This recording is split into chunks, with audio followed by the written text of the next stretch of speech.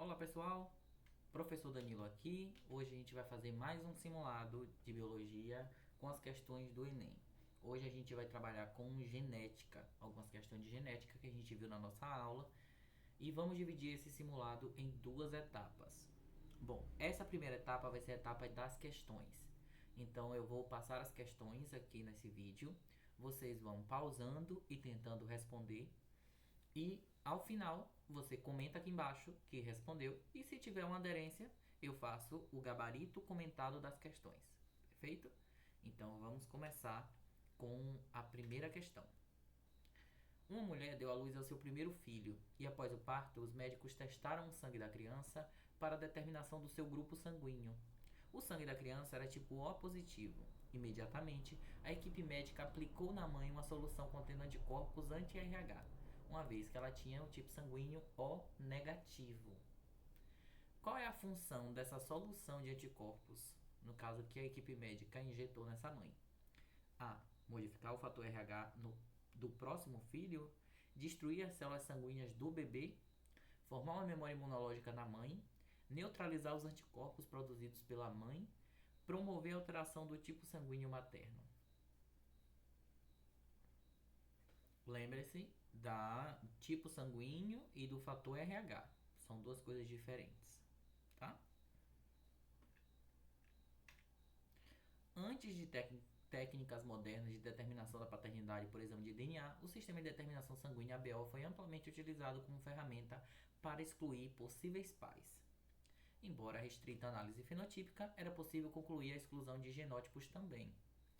Considere que uma mulher teve um filho cuja paternidade estava sendo contestada. A análise do sangue revelou que ela era tipo sanguíneo AB e o filho tipo sanguíneo B. O genótipo do homem pelo sistema ABO que exclui a possibilidade de paternidade desse filho é. Então você vai botar todos os genótipos e ver qual é que não tem possibilidade nenhuma de gerar um filho com tipo sanguíneo B. Aí tem a alternativa A, que é isão A, isão A, B, isão A e isão, isão B, isão B, isão B, isinho, ou isão B, isão, isinho, isinho. Então são essas alternativas aí. Alinhe aí os genótipos e veja qual desses aí não tem possibilidade de gerar um filho do tipo B. Terceiro, em hospital havia 5 lotes de bolsas de sangue, rotulados com código 1, 2, 3, 4 e 5. Cada lote continha apenas um tipo sanguíneo não identificado. Uma funcionária do hospital resolveu fazer uma identificação utilizando dois tipos de soro, anti-A e anti-B. Os resultados obtidos estão descritos no quadro. Aí tem aí o código dos lotes, o volume de sangue e o soro anti-A e anti-B. E aí está dizendo qual foi aglutinado e qual não aglutinou.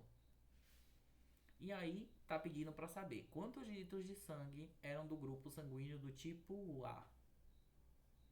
E aí você vai marcar e somar a quantidade de litros que tem lá em cima, tá? E aí vai dar 15, 25, 30, 33, 55.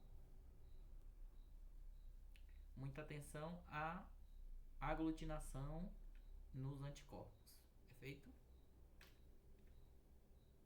A deficiência de lipase ácida lisossômica é uma doença hereditária associada a um gene do cromossomo 10. Os pais dos pacientes podem não saber que são portadores do gene da doença até o nascimento do primeiro filho afetado. Quando ambos os progenitores são portadores, existe uma chance em 4 de que seu bebê possa nascer com essa doença. Aí tem a referência da doença, e essa doença hereditária tem caráter. É uma doença hereditária de caráter recessivo, dominante, codominante, poligênico ou polialélico. Em um grupo de roedores, a presença de um gene dominante, azão, determina o indivíduo com pelagens de cor amarela. Entretanto, em uma homozigose é letal, ou seja, provoca a morte dos indivíduos no útero. Já o alelo recessivo, azinho, não é letal e determina a presença de pelos pretos.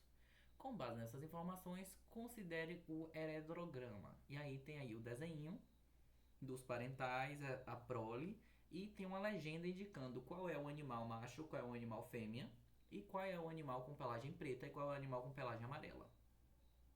E embaixo quer saber qual é a probabilidade de, na próxima ninhada do casal de roedores, que está representado na figura 7 e 8, nascer uma fêmea de pelagem amarela, representado pelo número 11. E aí você vai fazer os cruzamentos e saber qual vai ser a probabilidade de nascer a fêmea de pelagem amarela. Aí tem um quarto, um terço, um meio, 2/3, 3/4. E tem a porcentagem também. Vá fazendo por ordem os cruzamentos e ajustando os alelos que estão descritos para vocês conseguirem resolver essa questão.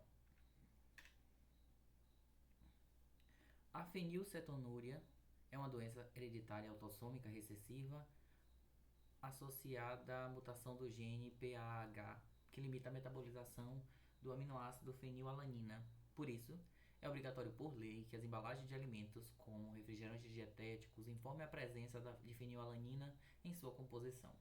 Uma mulher portadora de mutação para o gene PAH tem 3 filhos normais com um homem normal, cujo pai sofria de fenilcetonúria, devido à mesma mutação do gene PAH encontrada em um dos alelos da mulher.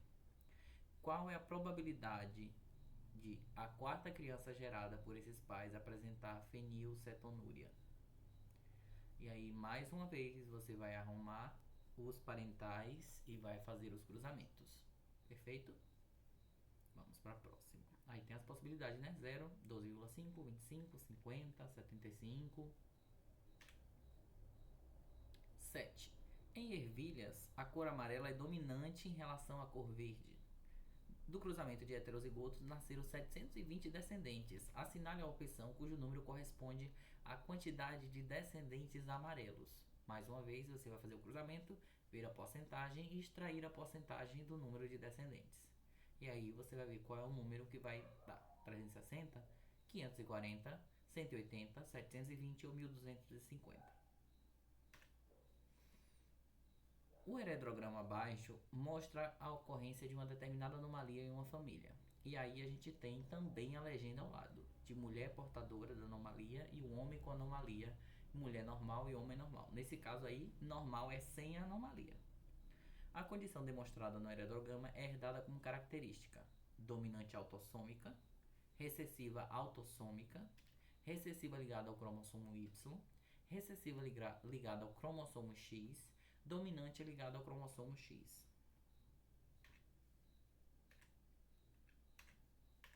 9. Em um experimento, preparou-se um conjunto de plantas por técnica de clonagem, a partir de uma planta original que apresentava folhas verdes.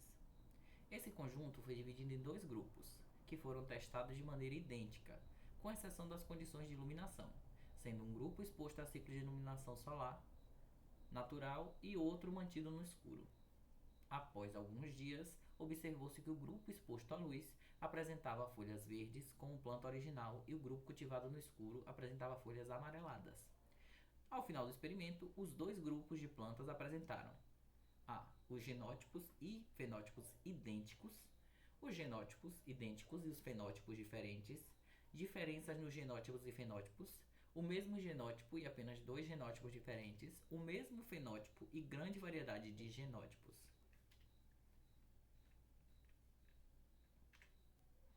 10. Durante a análise de registros familiares de uma população isolada, pesquisadores observaram a recorrência de um traço fenotípico caracterizado por um crescimento exagerado de pelos na orelha. Esse traço era exclusivo em homens e sempre transmitido de pai para filho, mesmo em famílias com múltiplas filhas. As mulheres nunca apresentaram um traço independente do genótipo do cônjuge. Com base no padrão observado e nos conhecimentos de herança ligados ao sexo, assinale a alternativa que caracteriza o tipo de herança. Seria ligada ao X, com penetrância completa em hemizigotos e incompleta em heterozigotos. Holândrica, ligada ao cromossomo Y, não afetando nem sendo transmitida por mulheres. autossômica recessiva, condicionada por hormônios sexuais, ativada apenas pela testosterona, influenciada pelo sexo, com expressão variável entre os sexos, mas transmitida por ambos, parcialmente ligada ao sexo, em que o alelo dominante é mascarado pelo ambiente hormonal feminino. Analise essa questão e veja qual é a alternativa mais adequada.